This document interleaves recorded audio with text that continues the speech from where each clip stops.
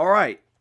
We are going to review Netflix's The Adam Project, starring Ryan Reynolds, Jennifer Gardner, Mark Ruffalo, and this no-name kid who should have a name because he was awesome in the movie. Um, I, I always go into Netflix movies not expecting much because Netflix has this epiphany about them. They can make fantastic TV shows, but when it comes to movies, they usually, it's a hit or miss, but they usually miss a lot of the times. There are just a couple that I would go back and watch for Netflix, like Don't Look Up was one of the greater ones. Bird Box was all right. I don't give it as much praise as people do. It was an okay film. I do think it was a little overrated, but it was one of the best Netflix movies. And then of course you had the Tyler Perry's Medea's Homecoming. Wasn't the best Netflix movie, but it was great for the Medea franchise coming over to Netflix, and they can do a lot more of that. But I say all that to say that I do not expect much when Netflix says they're having a movie come out and it's a Netflix original.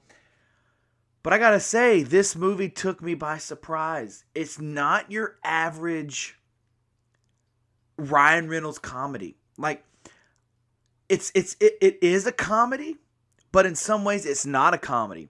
Like, it's more sci-fi drama. So the story, the plot of the movie is this 12-year-old boy who's bullied and all that, this spaceman or this guy from a different world. So the movie is based around time traveler. So Ryan Reynolds is a time traveler, and he comes from the year 2050 to 2022, and he meets this boy. It turns out they're the same person, and they're trying to end all possibilities of time travel, so the connector of the time travel will not be interrupted and they can go back to their normal lives. I'll tell you, this movie made me watery-eyed. This movie made me cry. This movie made me laugh. Let me tell you, Ryan Reynolds has this sense of humor about him in the movie that you're not expecting from Ryan Reynolds. Like, sure, he's his normal goofy, silly self in the movie, but I don't think he uses a lot of his comedic genius like he does in other movies. He hands it down to basically the 12-year-old boy. Seriously, the 12-year-old boy does a phenomenal job of the comedy. Like, Ryan Reynolds does a little bit of it, but it's that 12-year-old boy that is kind of knocking the comedy out of the park and made me laugh more than Ryan Reynolds did, which is not a bad thing.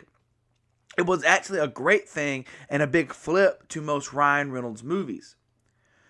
This is one of the best Netflix movies that I've seen in a very long time. I mean, it's really, really good. I would personally put it up there. This may be one or two. This beats Don't Look Up for me.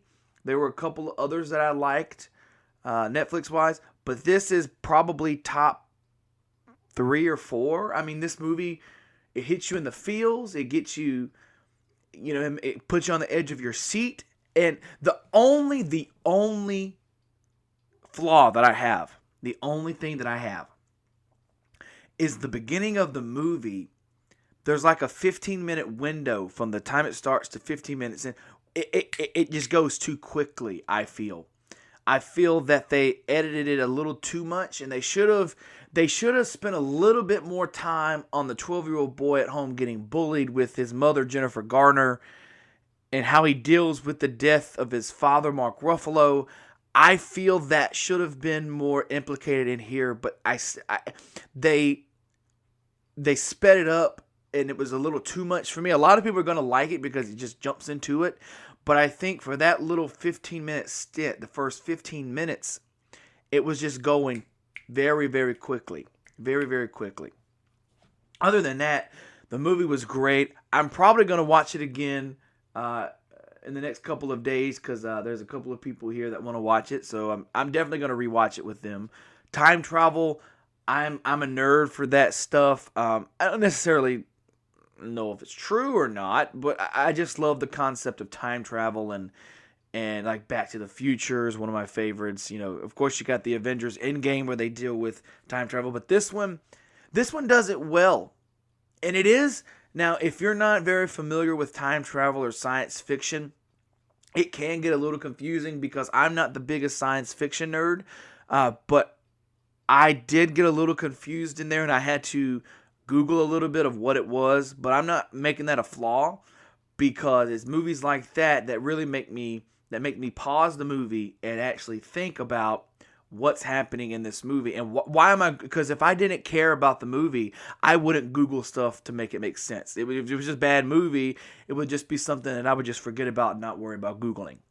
But The Adam Project on Netflix was really, really, really good. One of the best movies I've seen in a really long time. I'm gonna give it 4.5 out of 5. I really enjoyed this movie. Should I say 4.5? I'm thinking maybe around a 4. Just because of that 15-minute stance and obviously it can't live up to the fact of the Batman that I gave the Batman 4.5. But for a Netflix movie, this was really, really good, really well done. Kept me interested the entire time. I never looked at how long you had left of the movie. I never looked at my phone while watching it. I was glued to the TV wanting to see what was going to happen. So 4 out of 5 for The Adam Project on Netflix, starring Ryan Reynolds, Mark Ruffalo, and Jennifer Garner. You guys should definitely check it out this weekend if you can. If not, well, it's still going to be there next week, but you need to see it as soon as you can. Enjoy, and as always, frown less.